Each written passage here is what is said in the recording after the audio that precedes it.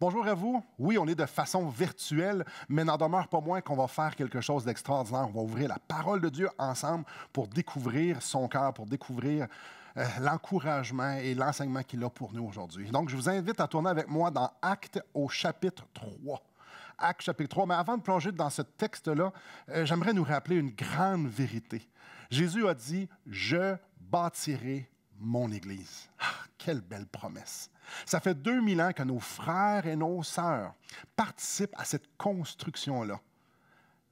Bâtir l'Église. On participe à ça.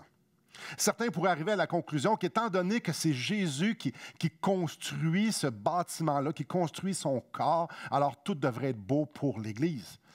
Ouais, certaines personnes pourraient dire, non, mais c'est comme des licornes, mais des feux d'artifice, ça va être extraordinaire, Jésus s'occupe de nous, puis Jésus est en train de construire son Église, ça va être formidable, puis ça va être enlevant, puis ouais, pas tant, oui, mais non, mais oui, quand on regarde l'histoire de l'Église, on réalise qu'on a beaucoup de frères et sœurs qui en ont bavé énormément. On a juste à penser aux persécutions. Et la quantité, là, on parle de milliers de gens qui se sont fait persécuter. On parle aux famines, on parle de partir en exil. Nos frères et nos sœurs, certains ont vécu dans une extrême pauvreté à cause qu'ils étaient des chrétiens. On peut penser aussi aux périodes où il y a eu des grandes hérésies, et là, il y avait des grandes batailles théologiques. C'était pas du tout intéressant. Et que dire des nombreuses divisions qu'il y a eu au sein du corps de Christ, ou bien de l'oppression. Bref, si on regarde les deux derniers millénaires, il y a eu de la souffrance dans le corps de Christ. Pas rien qu'un petit peu, beaucoup de souffrance. Mais il n'y a pas juste eu de la souffrance. Il y a eu aussi des époques que ça allait vraiment bien, que ça allait mieux que d'autres époques. Il y a eu des temps de liberté, il y a eu des temps de grande prospérité. Il y a eu des temps, je vais appeler ça de même, d'organisation théologique. Je pense à la Réforme ici. Il y a eu des temps où les gens ont utilisé des moyens, des ressources pour atteindre les masses. Je vais juste penser à l'arrivée de la télévision, à l'arrivée de la radio. Encore, il y a eu des périodes où il y a eu beaucoup d'entreprises qui ont été faites, beaucoup de création, de choses créatives. Je pense à l'exemple d'écoles bibliques qui ont été fondées. Je pense à la traduction. Avant de traduire l'Ancien Testament ou le Nouveau Testament ou la Bible entière, c'était très ardu, c'était très compliqué. Mais aujourd'hui, avec l'arrivée de méthodes technologiques pour justement traduire la Bible, c'est tellement plus facile. Donc, il y a eu vraiment des époques où est-ce que c'était extraordinaire d'une façon enlevante. Je peux juste penser à l'imprimerie. Lorsqu'ils ont commencé à imprimer la Bible, ça devait être excitant au bout de commencer à imprimer des livres. Ils ne pouvaient pas faire ça avant. C'était des gens qui écrivaient ça à la main, puis ils transcrivaient. L'imprimerie a facilité beaucoup. Je pense au 18e siècle, le grand réveil qu'il y a eu en Nouvelle-Angleterre et aussi en Angleterre, mais même un peu partout en Europe. Ça a dû être extraordinaire. On parle de milliers et des milliers de personnes qui se convertissaient, des villes entières qui se convertissent à Jésus-Christ. Donc, ce qu'on peut arriver à la conclusion, c'est que Christ ne bâtit pas son Église de la même façon. C'est pas juste au travers de la souffrance et c'est pas juste non plus au travers des choses qui sont hyper enlevantes. Parfois, c'est enlevant. Parfois, c'est l'abondance. Parfois, c'est le confort. Et parfois, c'est totalement à l'opposé. Quand on pense combien de frères et sœurs qui ont vécu les pires atrocités, qui ont fini martyrs. Il y a vraiment les deux extrêmes et beaucoup de situations et beaucoup de saisons entre les deux extrêmes. Mais il y a une chose qu'on peut observer lorsqu'on regarde en arrière, c'est que peu importe la saison dans laquelle l'Église se trouve, Christ est toujours à l'œuvre. Et une des grandes vérités que je vois dans la Bible, pour moi, qui me réconforte tellement, elle se trouve dans Hébreux. Alors que ça nous dit que Jésus est le même hier, aujourd'hui et éternellement. Je trouve ça tellement rassurant. Surtout lorsqu'on considère que c'est lui qui bâtit son Église. Ça veut dire que c'est encore lui qui bâtit son Église. Et peu importe ce qui arrive, c'est encore lui qui va la bâtir. Donc, la saison d'instabilité dans laquelle on vit présentement, dans laquelle on est, ce n'est pas la première fois que ça arrive dans l'histoire. Ce qu'on est en train de vivre, il y en a d'autres qui vivent ça ailleurs dans le monde, mais depuis déjà très longtemps. Dans l'histoire, il y a eu tellement de saisons d'instabilité. Mais c'est spécial parce que Christ a toujours été assis sur le trône et a toujours continué de bâtir son Église. Il n'est pas au ciel en train de faire comme « Oh non, là, je l'ai échappé avec l'histoire de la COVID. Je ne sais plus quoi faire. » Ça n'arrive pas.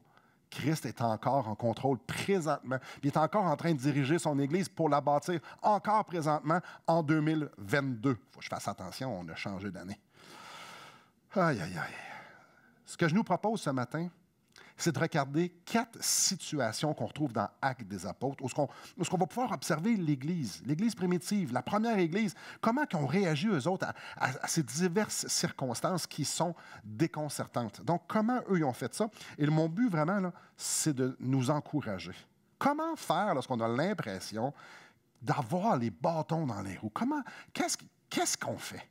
Regardons 4 situations dans Actes des Apôtres. Donc, la première, on est dans Actes au chapitre 3. Pour se mettre un peu en situation, Pierre et Jean sont au temple et guérissent quelqu'un, il y a un attroupement, ils commencent à prêcher.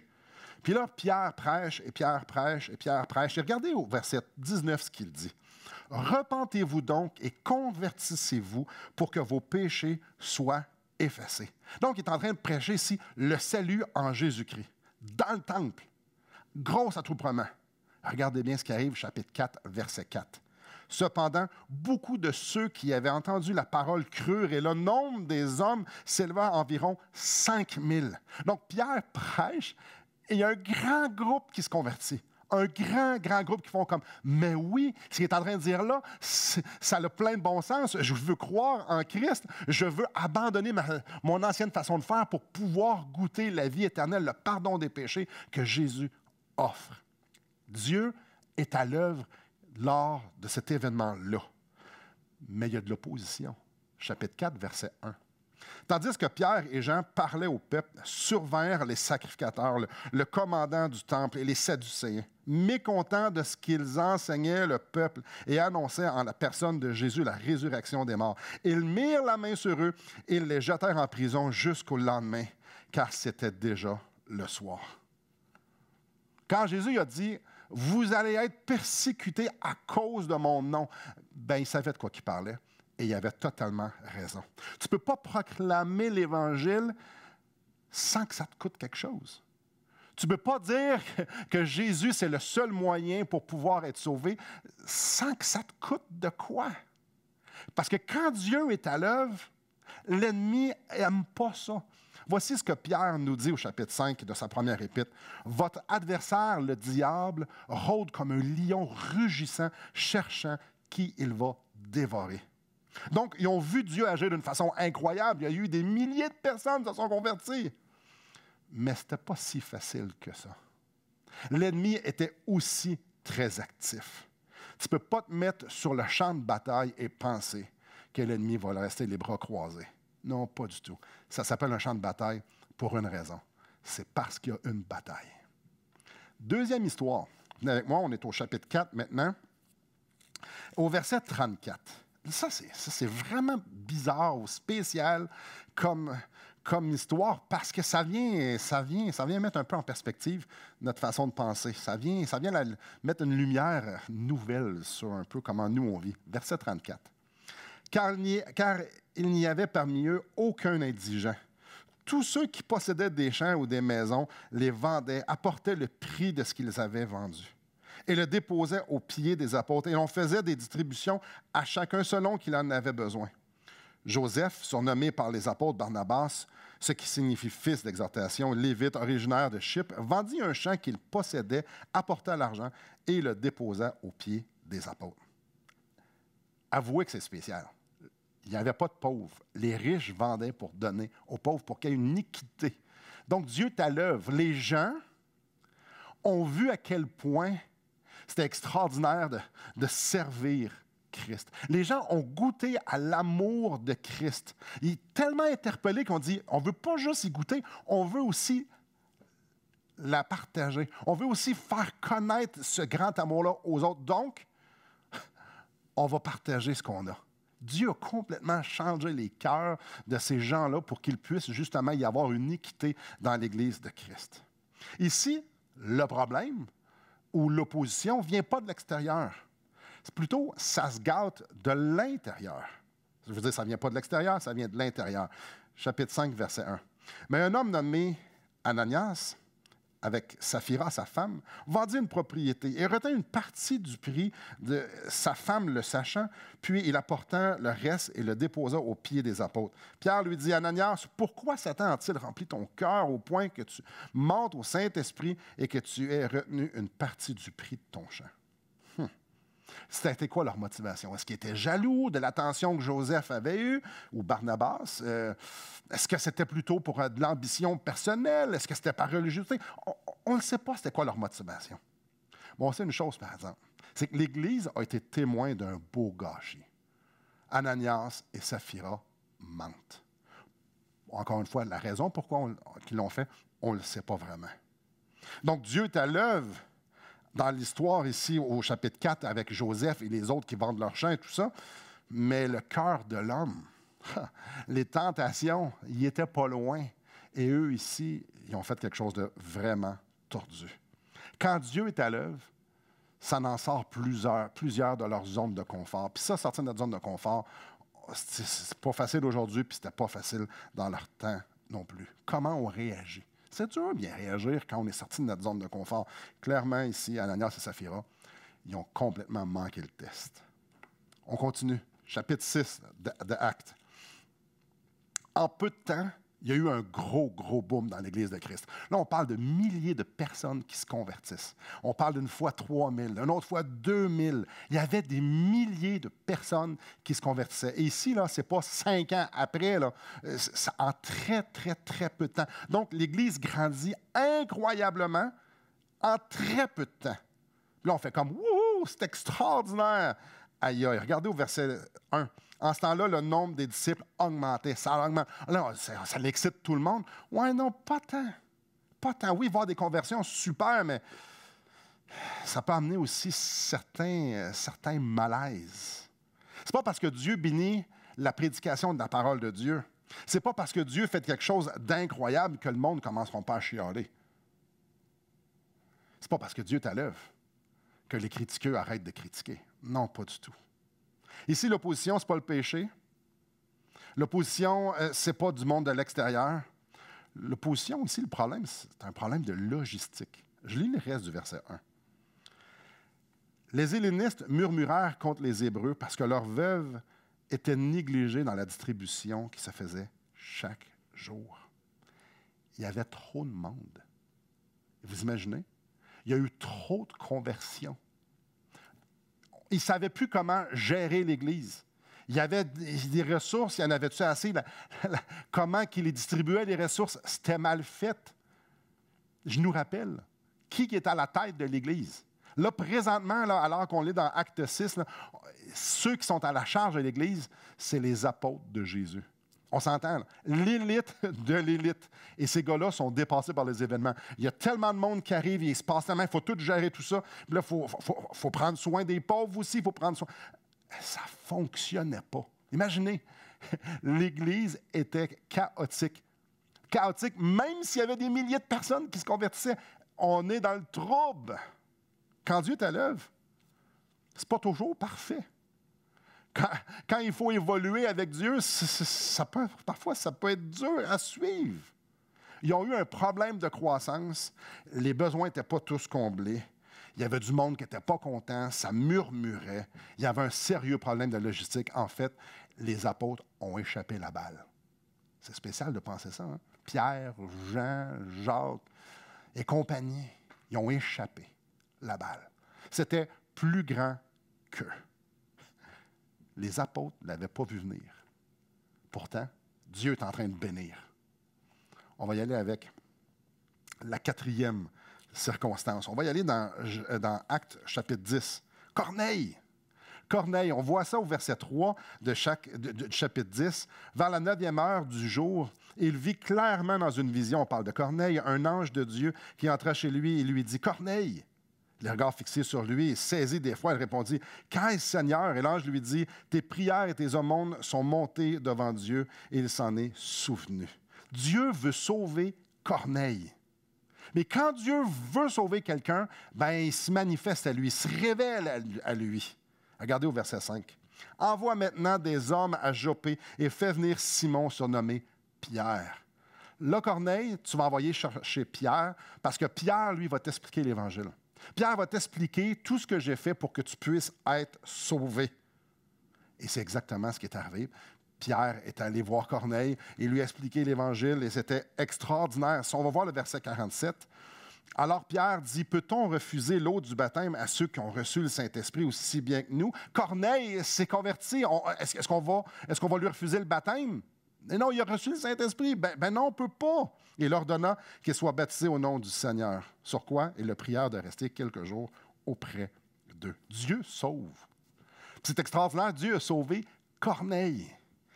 Mais il y a un problème. Corneille, ce n'était pas un Juif. Puis pourquoi c'est un problème? Bien, parce que les Juifs, eux autres, n'étaient pas nécessairement prêts à ce que les non-Juifs fassent partie de l'Église. Écoutez, là, les Juifs, ils ont toujours été ensemble. C'est un peuple qui se tient ensemble. Certains se convertissent, donc ils se tiennent encore ensemble. Là, c'est des Juifs messianiques, c'est des Juifs qui croient au Messie, qui croient en Jésus, donc ils se tiennent ensemble. Puis là, tu es en train de me dire, là, Pierre, qu'il y a des païens qui vont rentrer. Attends un peu, on a toujours fait ça de même, Pierre. Pourquoi changer quelque chose qui fonctionne déjà? Mais quand Dieu dit, vous allez changer votre façon de faire, c'est important de changer sa façon de faire, mais ça crée des malaises. Venez avec moi au chapitre 11. Je trouve ça tellement succulent. Donc, Pierre, ici, est en train d'expliquer qu'est-ce qui est en train de se passer, vers où Dieu est en train de pointer. Et lorsque Pierre fut monté à Jérusalem, les fidèles circoncis lui adressèrent des reproches. On parle de chrétiens, là. Des chrétiens juifs. Ils lui adressèrent des reproches en disant, tu es entré chez des incirconcis et tu as mangé avec eux. Aïe, aïe! Pierre, tu dépasses les bornes. Tu es allé chez Corneille. Qu'est-ce que tu as fait là? Tu n'es pas supposé d'aller là. On ne fait pas ça. On ne fait pas ça. Regardez bien au verset 18, toujours de Acte 11. Après avoir entendu cela, ils se calmèrent. J'arrête ici. S'ils ont dû se calmer, c'est parce que la conversation était très animée. Pierre, on suit une règle qui a toujours été bonne. Les Juifs ensemble, puis les païens à part. Là, tu es en train de nous dire, tu vas nous faire prendre un autre chemin. Tu es en train de nous dire que là, présentement, là, il faut apprendre d'autres choses. J'aurais pu prendre beaucoup d'autres exemples. Des exemples où est-ce que Dieu est à l'œuvre. Ici, Corneille s'est converti. C'est extraordinaire, mais ça a causé des problèmes pour plusieurs. J'aurais pu prendre plein d'exemples, parce qu'il y en a beaucoup d'exemples comme ça. J'aurais pu prendre beaucoup d'exemples où ce que c'était pas parfait. Et je trouve ça intéressant parce que ça se trouve dans Actes, dans la parole de Dieu. Les chrétiens de ce temps-là, dirigés par les apôtres, n'avaient pas tout figuré, n'avaient pas tout mis en place, puis c'était pas si clair que ça, ce qu'il fallait qu'ils fassent. C'était pas du tout. Dieu est à l'œuvre et eux devaient suivre. Mais quand Dieu est à l'œuvre, on sait que Satan est aussi à l'œuvre.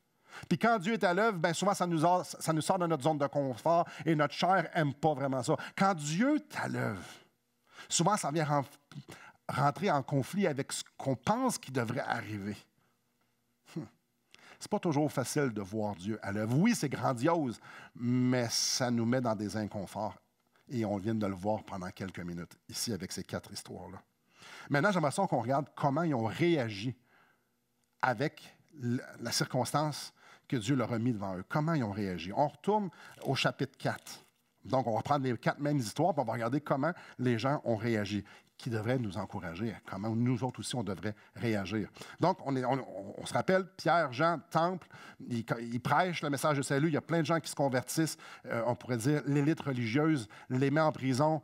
Et là, il leur demande, vous ne parlerez plus de Jésus. Verset 19, Pierre et Jean leur répondirent, jugez s'il est juste devant Dieu de vous obéir plutôt qu'à Dieu, car nous ne pouvons pas ne pas parler de ce que nous avons vu et entendu. Vous nous dites qu'on ne doit plus parler de Jésus, mais on ne vous obéira pas. Donc, ils font face à de la persécution. Ça brasse. Les gens, ici, là, ce sont ceux qui ont fait crucifier Jésus, donc ils ont beaucoup de pouvoir et ils n'aiment vraiment pas les chrétiens. Donc, ici, Pierre et Jean se sont tenus debout. Ça ne devait pas être si facile que ça. Alors là, ils se font relâcher. Qu'est-ce qu'ils s'en vont faire? Ils s'en vont rejoindre leurs frères et leurs sœurs, puis ils prient. Verset 29. Et maintenant, Seigneur, vois leurs menaces et donne à tes serviteurs d'annoncer ta parole avec une pleine assurance, en étendant ta main pour qu'il se fasse des guérisons, des miracles et des prodiges par le nom de ton saint serviteur Jésus. Quand ils eurent prié, le lieu où ils étaient assemblés trembla. Ils furent tous remplis du Saint-Esprit et ils annonçaient la parole de Dieu avec assurance. Donc, ils viennent de voir Dieu agir. Ils ont vu aussi l'ennemi agir. Ils sont dans une situation abracadabrante. Ils vont peut-être mourir pour prêcher l'Évangile. Donc, ils disent, on va aller prier. On fait une réunion de prière. On prie. Seigneur, tu nous demandes quelque chose qui est plus grand que nous. Tu nous demandes de mettre notre vie en danger. Tu nous demandes qu'on s'expose même à la mort et aux grandes persécutions. Tu nous veux sur le champ de bataille, Seigneur, mais hey, l'ennemi n'aime pas ça. On va peut-être en manger toute une, là. Fais quelque chose. Si on connaît l'histoire, on le sait qu'on a une gang là-dedans qui en ont mangé toute une. Ils ont vu Dieu agir, ils ont vu l'ennemi agir, et leur réponse, la réponse de nos frères et de nos sœurs, c'est on avance. On avance coûte que coûte. Mais pas juste on avance puis on est bon. Plutôt, on avance, Seigneur, ça c'est ta bataille. C'est ton champ de bataille. Alors c'est toi. C'est toi qui vas nous diriger. Continue d'agir. Voyez-vous, une dépendance totale. Dieu nous a demandé de quoi? Dieu va nous diriger. Pas Dieu nous diriger vers les choses qui vont être faciles. Clairement, ce n'était pas facile. Qu'est-ce qui est arrivé? Ils annonçaient la parole de Dieu avec assurance. Dieu a continué de se présenter. Deuxième histoire. Donc, ici, la deuxième histoire parle d'Ananias et Saphira qui ont menti au Saint-Esprit. L'Église a observé un gâchis monumental, mais ils ont aussi vu qu'il fallait prendre au sérieux le péché. On le sait, les deux sont morts sur le champ. Regardez au verset 11. Une grande crainte s'empara de toute l'assemblée et de tous ceux qui apprirent ces choses. On dit, wow, attends un peu là. Dieu prend au sérieux le péché. Et on voit partout dans Actes que l'Église prend au sérieux le péché. Je vous invite à tourner avec moi au chapitre 19. Au chapitre 19, c'est juste une autre histoire qui nous montre que la pureté n'est pas une option, mais bien ce qui nous est demandé. Donc, Actes chapitre 19 au verset 18. Plusieurs de ceux qui avaient cru venaient confesser et déclarer ce qu'ils avaient fait. Et un certain nombre de ceux qui avaient exercé les arts magiques, ayant porté leurs livres, les brûlèrent devant tout le monde. On en estima la valeur à 50 000 pièces d'argent. C'est ainsi que la parole du Seigneur croissait en puissance et en force. La pureté n'était pas une option. Dieu travaille avec les chrétiens qui prennent à cœur leur sainteté. La sainteté de Dieu est la leur. Eux, ils ont dit, on veut voir Dieu agir, on veut suivre le Seigneur, on veut faire ses œuvres, on veut être des représentants du Dieu très haut. Alors, ils étaient prêts à faire des choses radicales, aussi radicales que la confession publique, pour pouvoir être utiles entre les mains de Dieu. Ils étaient prêts même à faire un feu et à brûler leurs idoles. Ici, c'est des livres de magie. Pour faire en sorte que, pour être un témoignage vibrant, que la sainteté et la pureté étaient plus importantes que tout le reste. Wow! Quand tu veux voir Dieu à l'œuvre, inévitablement, tu vas à quelque part sortir les vidanges de ta vie, les choses qui ne plaisent pas au Seigneur. Et c'est exactement ce qui est arrivé. Et j'aime tellement, je relis le verset 20, j'aime tellement le verset 20. C'est ainsi que la parole du Seigneur croissait en puissance et en force. Dieu a continué d'agir. Dieu a continué, malgré qu'il y avait du péché, Dieu a continué d'agir parce que ces chrétiens-là prenaient au sérieux leur péché. Donc, revenons dans Acte 6. Acte 6 pour notre troisième histoire, troisième circonstance. Donc, comme on l'a vu tantôt, problème de logistique. Comment l'Église a réagi face à ça? Parce que quand ça bouge, quand ça change, quand ça avance, c'est facile de murmurer. C'est facile de critiquer. C'est facile de pointer et de dire « Hey, regardez ça, comment ça va pas? » Bien, c'est ça qu'ils ont fait. Quand on est dépassé par les événements, c'est tellement facile de voir que rien fonctionne comme il faut. On peut même avoir l'impression que Dieu est moins à l'œuvre. Hey! Qu'est-ce qu'eux autres ont fait? Bien, premièrement, ils ont réalisé que oui, leur organisation ne répondait pas aux besoins. Ils ont réalisé qu'ils n'étaient pas capables de suivre le pas. Dieu amenait plus de monde, amenait plus de circonstances qu'eux qui étaient capables de gérer. Ça bougeait trop vite. Premièrement, ils l'ont réalisé. Et regardez comment l'Église s'est recadrée. Verset 5, « Cette proposition plut à toute l'assemblée. Ils élurent Étienne, homme plein de foi et d'esprit saint, Philippe, Procor, Nicanor, Timon, Parménas et Nicolas, prosélytes d'Antioche. » L'Église a pris ses responsabilités, puis on ni plus ni moins élu des diacres, des gens qui étaient pour aider les apôtres à gérer, à faire cette logistique-là. L'Église a pris ses responsabilités. Ils devaient faire ce qu'il y avait à faire. Ils ont changé leur façon de procéder parce que maintenant, ils avaient d'autres circonstances devant eux. Je ne sais pas si vous savez jouer aux cartes, mais quand on joue aux cartes, normalement, on joue avec le jeu qu'on a dans les mains. Puis des fois, on n'a pas grand-chose dans les mains, mais c'est quand même notre jeu de cartes qu'on a. Puis il faut faire le mieux avec ça. Et eux, ils venaient d'avoir une autre main, d'autres cartes dans leurs mains. Puis là, ils étaient dépassés par les événements, mais ils ont dit, on va jouer avec ces cartes-là. C'est eux autres qu'on a. Le Seigneur nous donne ces cartes-là. On va jouer avec ces cartes-là. Donc, on change. On n'a pas le choix de s'ajuster. On va agir. Quand Dieu bouge, le but, ce n'est pas de chialer, puis de critiquer, puis observer qu'il y a des choses qui ne sont pas parfaites. Non, non, non. Quand Dieu bouge, il faut agir. Quand Dieu bouge, c'est le temps de prendre un recul et de dire, OK, on fait de quoi de pas correct? Ou ils ont fait quelque chose qu'on doit ajuster sans que ce soit pas correct. Il faut juste ajuster la chose. C'est important. Ici, c'est l'épreuve. Et regardez ce qui est arrivé quand l'Église s'est levée pour prendre ses responsabilités et changer leur façon de faire. Verset 7. La parole de Dieu se répandait de plus en plus. Le nombre des disciples augmentait beaucoup à Jérusalem et une grande foule de sacrificateurs obéissait à la foi. Encore une fois, Dieu agit, les circonstances sont loin d'être idéales, l'Église s'ajuste, l'Église dépend de Dieu et que Dieu continue d'agir. C'est-tu pas beau ça, rien qu'un peu? Continuons avec notre histoire de Corneille. Corneille.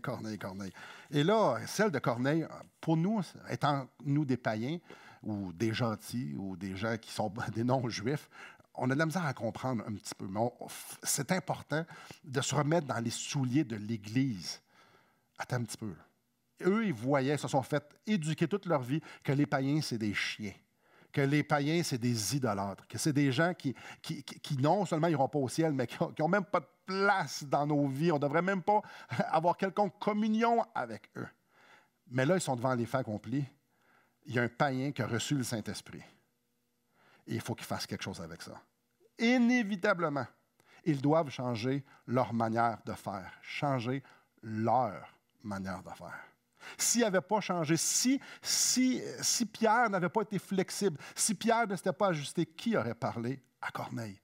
C'est toujours commencé le changement et l'ajustement avec Pierre. Dieu avait un plan et Pierre voulait être là où Dieu travaille. Et regardez comment l'Église a réagi quand Pierre leur a tout expliqué, ce processus-là. Je l'ai lu, c'est au chapitre 11, au verset 18. Je vais aller le reste du verset. Après avoir entendu cela, ils se calmèrent et ils glorifièrent Dieu en disant, Dieu a donc accordé la repentance aussi aux païens afin qu'ils aient la vie. Et quand c'est dit ça de même, c'est comme, oh ouais, on est rendu là. OK. Ça a dû être dur pour eux. Et ils ont complètement changé leur façon de faire, complètement changé leur façon de voir, leur perspective de comment ils voyaient les païens maintenant.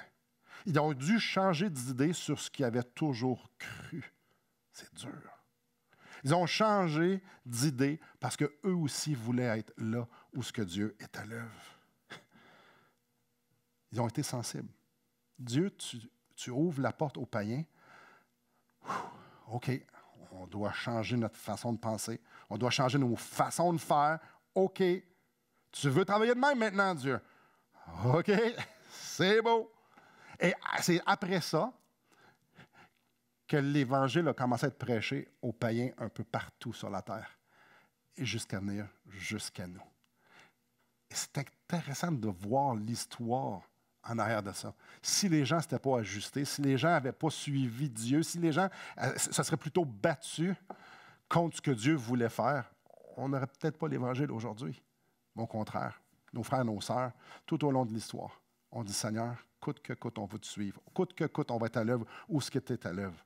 On n'arrêtera pas de faire l'œuvre de Dieu parce que ça ne fait plus notre affaire de les cartes qu'on a dans les mains. On continue avec ce que tu nous donnes. Vouloir être là où Dieu travaille. J'aimerais vous soumettre quelques observations. Je fais appel à votre mémoire. Avez-vous remarqué dans Actes des Apôtres, il y a quelque chose, il y a deux choses qui sont vraiment, vraiment évidentes. La première, c'est que les chrétiens sont toujours ensemble. Il y a quelques exceptions. Exemple, Étienne avec l'eunuque, mais la grande majorité, sont au minimum 2 par 2, sont toujours en équipe. Pour eux, dans Actes des Apôtres, la vie chrétienne, ça se passe toujours ensemble. C'est jamais tout seul. Le corps, l'unité, l'interdépendance, l'utilisation des talents et des dons de chacun est hyper important. Ensemble. Beau temps, ensemble, mauvais temps.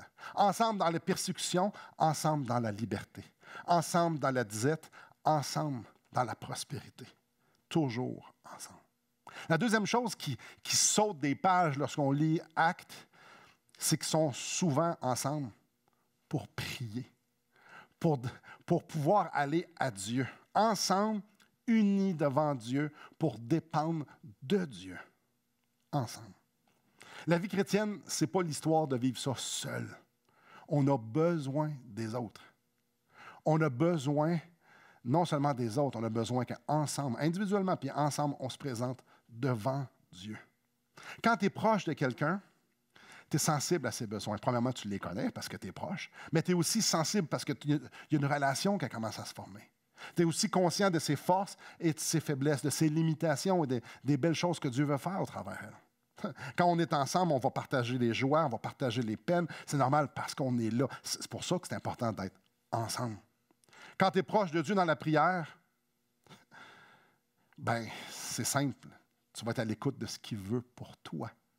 Tu es sensible à ce qu'il est en train de faire. Puis quand tu te présentes avec ton frère devant Dieu en prière, eh bien là, tu connais son cœur, tu connais son humilité devant Dieu. Il y a une complicité, il y a une confiance tu as envie de travailler, tu as envie de servir, tu as envie d'être avec lui parce que tu te présentes devant Dieu ensemble. Quand tu te présentes avec ton frère, avec ta sœur, devant Dieu pour faire avancer son royaume, eh bien, c'est son royaume que tu veux faire avancer, pas le tien. Parce que quand tu te présentes devant Dieu, tu n'arrives pas devant Dieu et dire, là, Dieu, je veux que ça se passe de même, de même, de même, de même. Mais plutôt, on arrive devant Dieu, tout le monde ensemble, disant, non, pas ma volonté, mais la tienne. Oh, mais quelle humilité, ça change toutes les différences. Quand on est ensemble, on peut ensemble se soumettre et être dépendant de Dieu. Dans tout ça, quand on lit Actes, c'est fascinant que tous les yeux sont fixés vers une seule chose. En fait, j'aimerais dire une seule personne. Jésus-Christ. La chose importante lorsqu'on lit Actes, c'est la proclamation de la suprématie de Jésus-Christ. C'est la proclamation de l'Évangile, ce que Christ a fait pour nous, de son royaume. C'est ça, Actes des Apôtres. Une Église qui se tient ensemble parce qu'ils regardent à la même place, veulent communiquer aux autres la vie de celui qu'ils adorent. Ce qui est évident, c'est que les chrétiens voulaient être là où ce que Dieu est à l'œuvre. Et pour certains, ça voulait dire aussi, pendant les persécutions, de sortir et d'aller évangéliser où il n'y avait pas de persécution, parce qu'ils avaient compris qu'il y avait une porte qui était ouverte et que Dieu voulait les utiliser là. Ils se sont ajustés.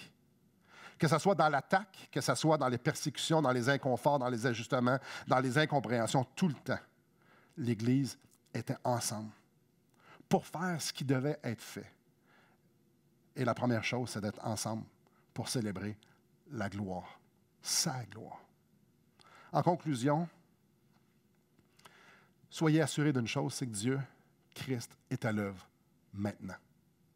Maintenant, dans son Église à Charlesbourg, en vous, en moi, dans votre salon et dans le salon du voisin. Et si vous êtes en voiture, dans votre voiture, Christ est à l'œuvre. Toujours. Christ est à l'œuvre aujourd'hui dans son Église avec un E majuscule, donc dans son Église au grand complet dans le monde. Christ est à l'œuvre sur la terre. Il n'y a rien qui est en train de se passer qui est en train de surprendre Christ. Non, non, non, non.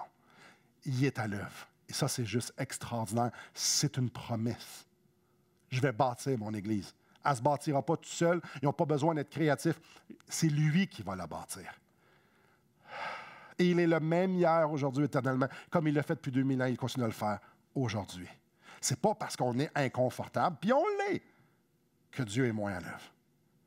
Que Christ est moins présent dans son Église, dans votre vie et dans la mienne.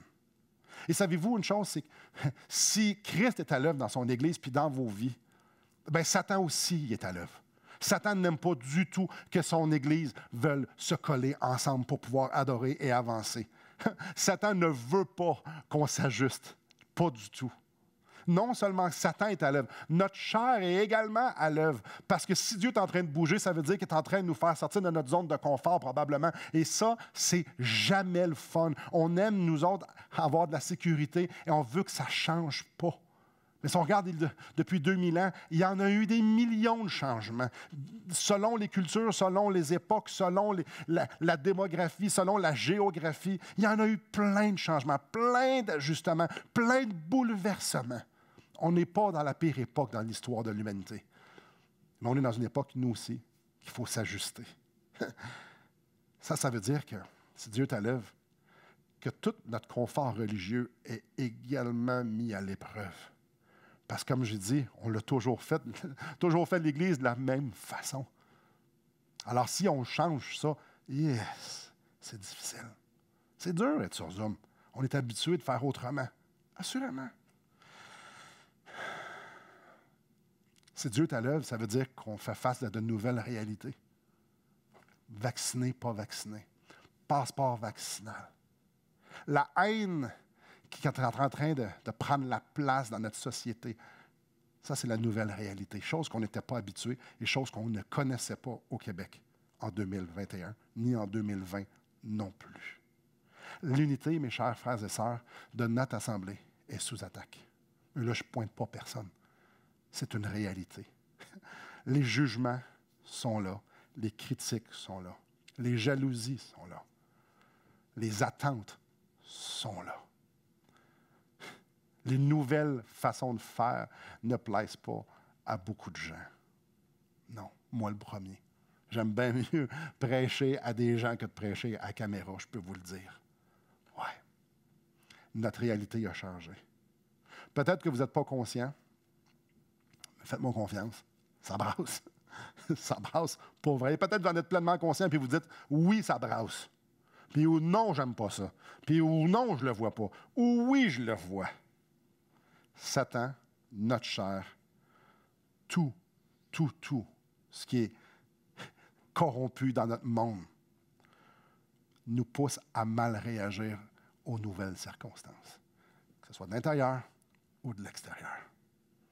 Frères et sœurs, je nous dis non. Je me dis non. Je ne veux pas aller là, moi. Je ne veux pas y aller. Je ne veux pas me laisser le droit de commencer à regarder à quel point ça va mal, parce que quand je regarde à quel point ça va mal, je suis en train de mettre en doute que mon Dieu est à l'œuvre, qu'il est en train de se passer quelque chose. Plutôt, j'aime bien mieux fixer le regard sur ce que Christ est en train de faire. Il est en train de bâtir son Église. Il nous l'a dit, « Je bâtirai mon Église. » Alors, je veux me concentrer pour dire, c'est quoi les merveilles que tu es en train de faire? C'est quoi les nouvelles cartes que tu es en train de nous donner? C'est quoi les nouveaux éléments avec lesquels on doit naviguer et s'ajuster pour qu'on puisse justement continuer à faire ce que les chrétiens font depuis 2000 ans, proclamer l'Évangile. Vive l'Évangile. Frères et sœurs, Dieu est à l'œuvre. Voulez-vous que ça change? Moi, je ne veux pas que ça change. Et si Dieu me dit, Simon, tu es né en 1977 et je t'ai fait passer le chemin par lequel tu devais passer pour qu'en 2022, tu fasses ce que je te demande de faire. Alors je dis, Seigneur, montre-moi-le. Peu importe ce que c'est, peu importe ce que ça me coûte, je veux faire ta volonté parce que c'est dans ta volonté que je vais te voir. Notre vie entière nous amène à aujourd'hui. Donc, on peut espérer que ça soit comme hier. Non, 2022 va être exactement comme Dieu veut qu'elle soit. Maintenant, c'est comment moi, individuellement, et vous, Et nous, d'une façon corporative, nous allons s'ajuster avec les circonstances qui vont être devant nous. Ça, c'est à nous à prendre ça. Mais une chose qui est sûre, c'est que Dieu va être à l'œuvre et la question qu'on va se poser, c'est est-ce que je veux être dans l'action? Est-ce que je veux être où est-ce que Dieu est à l'œuvre? Oh, frères et sœurs, on doit se tenir. On doit se tenir. On doit se pardonner. On doit s'accepter. On doit communiquer. On doit s'aimer. On doit accepter de changer d'idée. On doit accepter de se faire exposer à la vérité. On doit être ensemble. On doit être tout le monde enseignable. Moi, le premier.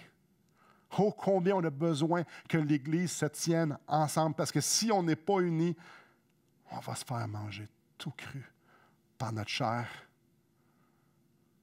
et par l'ennemi. Mais je commence par notre chair.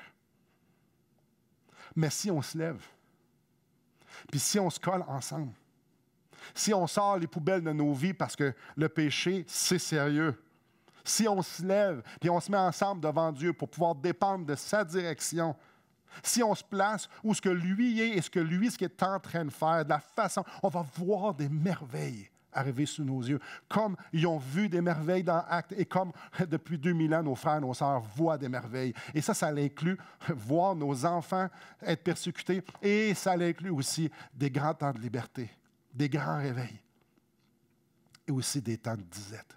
Ça inclut tout ça. Dieu n'a pas changé. On a le Dieu de nos frères. On a le même Dieu qui est dans Actes. C'est notre Dieu qui est à l'œuvre présentement. Ça nous sort de notre zone de confort que Dieu bouge. Ça nous sort de notre zone de confiance. Ça nous sort de notre zone de confort que Dieu change les choses. Alléluia. Dieu est à l'œuvre. Dieu est en train de bouger. Maintenant, est-ce que vous allez prendre la décision de dire, Seigneur, ce que tu veux, en autant que je te vois et en autant que ta gloire soit évidente dans ce qu'on fait. Frères et sœurs, je suis dans l'Église. Je sers l'Église que je veux. Je n'ai pas d'autre que je veux être ailleurs parce qu'ici, Dieu est à l'œuvre. Je l'ai vu à l'œuvre depuis les 2 dernières années. Je l'ai vu à l'œuvre depuis les 8 dernières années, depuis que je suis ici. C'est bientôt 9 ans. Et je sais qu'en 2022, ça va être encore la même chose. Parce que mes frères et sœurs sont passionnés pour Christ. Mais laissons-nous pas engourdir par toute l'idée que ça doit se passer comme hier, que Dieu ne permet pas ces circonstances-là qui sont inconfortables. Non, non. Croyons pas ce mensonge-là. Et ayons cette soif-là et chérissons ce que Dieu est en train de faire. Avançons dans la vérité. Avançons dans l'amour et dans l'humilité face à notre grand Dieu.